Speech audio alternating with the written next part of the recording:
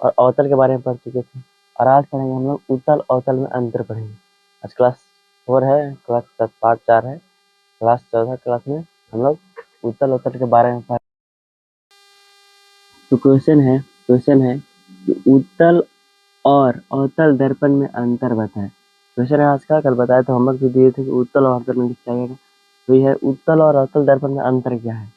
तो उत्तल दर्पण और अवतल दर्पण में निम्नलिखित अंतर है। क्या है? निम्नलिखित अंतर है, निम्नलिखित लिखा गया है।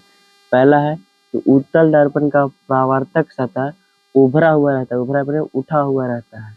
उत्तल दर्पण का परावर्तक सतह क्या रहता है?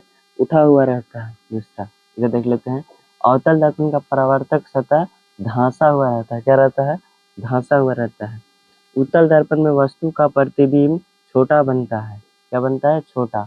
और अवतल दर्पण में वस्तु का प्रतिबिंब कैसे बनेगा? बड़ा। ठीक है। तीसरा है कि अवतल दर्पण में काल्पनिक प्रतिबिंब बनता है। कैसे बनता है? काल्पनिक।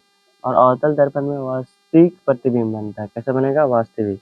पता है कि उत्तल दर्पण के पीछे वक्रता केंद्र होता है। क्या होता है? वक्रता केंद्र। और अवतल दर्पण के आगे वक्रता केंद्र होता है। ये हो गया उत्तल और अवतल दर्पण में अंतर। तो हम लोग कल की क्लास में जाने थे कि गोलीय दर्पण दो प्रकार के होते हैं, उत्तल और अवतल। तो आज उसी के बारे में गोलीय दर्पण से संबंधित परिभाषाएं के बारे में जान लेते हैं। ठीक है।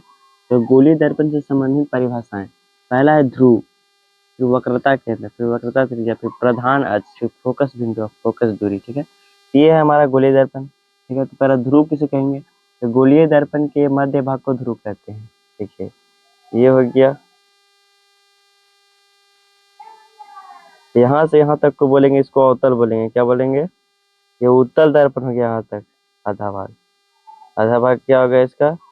उत्तल दर्पण हो गया। और बाकी जो इधर से भाग बचा इधर का, ये कौन सा भाग हो गया? ये अवतल भाग हो गया। ये अवतल दर्पण हो गया ना। ये कौन सा दर्पण हो गया? अवतल दर्पण। ठीक है। तो क्या कहना, ध्रुव किसे कहेंगे? तो गोलीय दर्पण के मध्य भाग को क्या बोलते हैं? ध्रुव। तो इसका मध्य भाग कौन हो गया? मान लीजिए ये ऐसे हो रहा है, इसका मध्य भाग क्या हो गया? यहाँ पे। तो ये इसी को बोलते हैं ध्रुपी। इसका भी मध्य भाग क्या हो जाएगा? इसी को बोलेंगे ध्रुपी ना। ध्रुव को किस द्वारा सूचित किया जाता है? पी द्वारा सूचित किया जाता है। ठीक है। इसी को बोलते हैं ध्रुव। ठीक है। अब कह रहा वक्रता केंद्र किसे कहेंगे? वक्रता केंद्र तो गोलीय दर्पण के मध्य भाग को अगर बताए थे, ये मान लीजिए मध्य भाग है, इसको सी मान लीजिए, इसी को बोलेंगे वक्रता केंद्र। ठीक है। वक्रता त्रिज्या किसे कहते हैं? वक्रता केंद्र और ध्रुव के बीच की दूरी को क्या बोलेंगे? वक्रता त्रिज्या। वक्रता केंद्र कौन सा है? ये है। और ध्रुव कौन सा है? ये है, ये दोनों है। यहाँ से यहाँ तक की जो दूरी है उसी को बोलेंगे हम लोग क्या? वक्रता त्रिज्या बोलेंगे। ठीक है। अब प्रधान अक्ष किसे कहेंगे?